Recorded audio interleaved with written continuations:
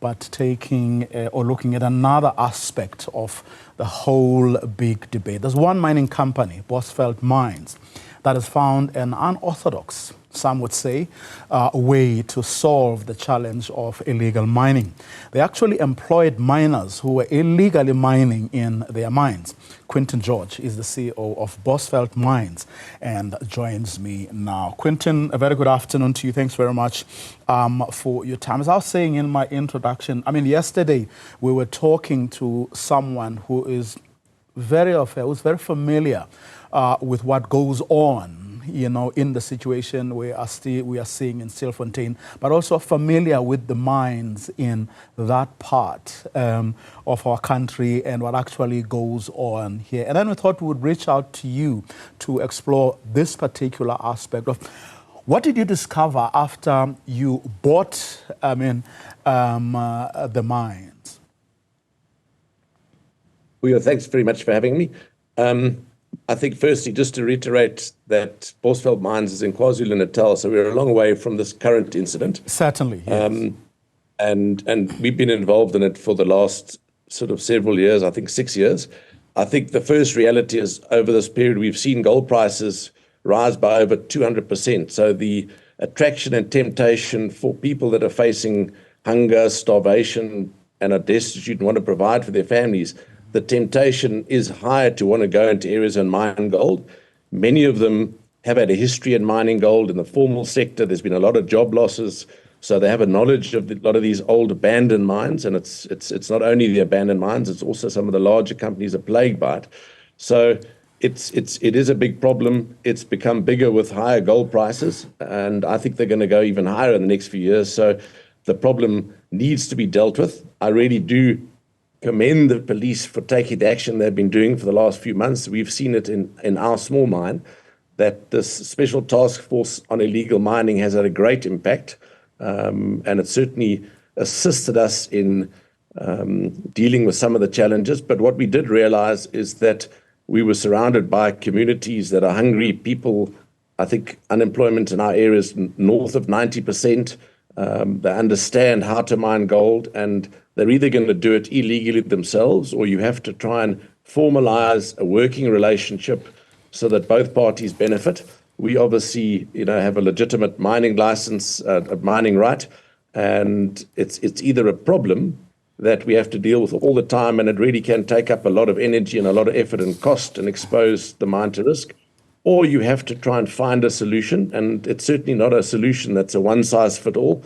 We're not anywhere near as deep as the mines in Johannesburg and on the reef, and certainly there's much higher risks when you're talking 2-3 kilometers underground.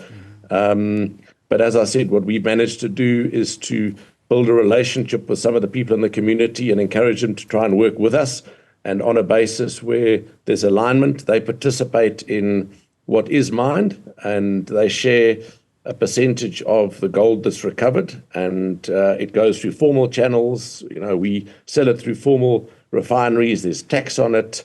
They get transparent pricing. They're rewarded for their efforts. If the grade is low, it's a disappointing week or month for them, and for us, if the grade is high, they benefit. And I just think that alignment and some sort of working solution where informal illegal miners need to be brought back to work on some basis, whether it's some form of artisanal mining, if it's possible and safe, or perhaps, there needs to be funding and some sort of institutional or government support to look at these abandoned assets and see if at these gold prices, some of these can be reopened. But as I said, it's not a one-size-fits-all, but you have to find a solution, because having people die underground and mine in these sort of conditions, it's just not sustainable.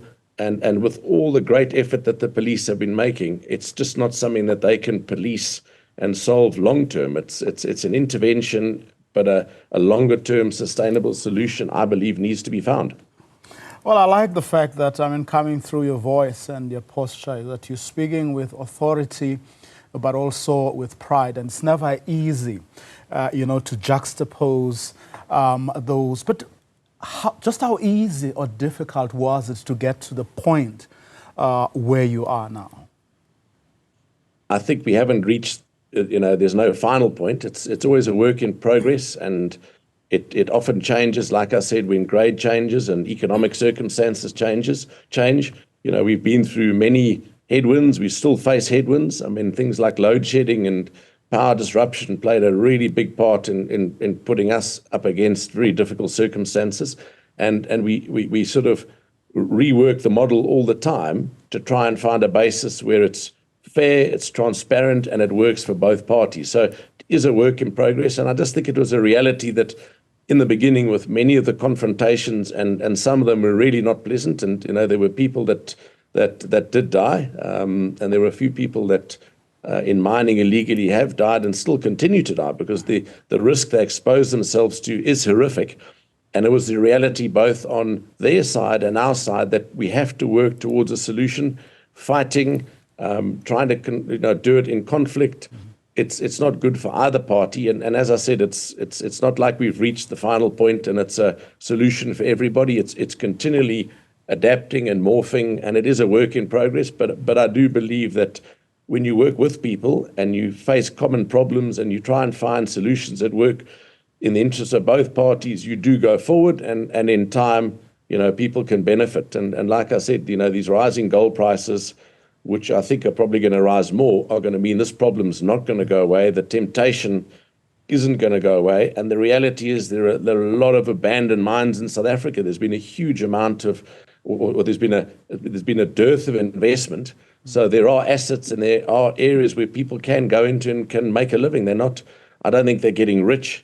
I think for many of them, they're just trying to avoid starvation and meagerly provide for their families. So, when people are hungry, they'll almost do anything to get over that hurdle.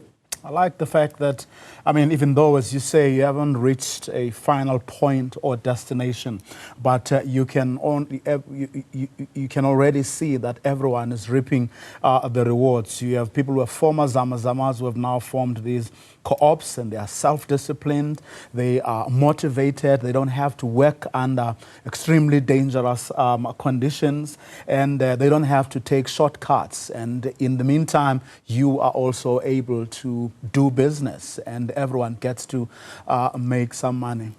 I really appreciate, Quinton George, I really appreciate your insights and your time this afternoon. Thank you very much.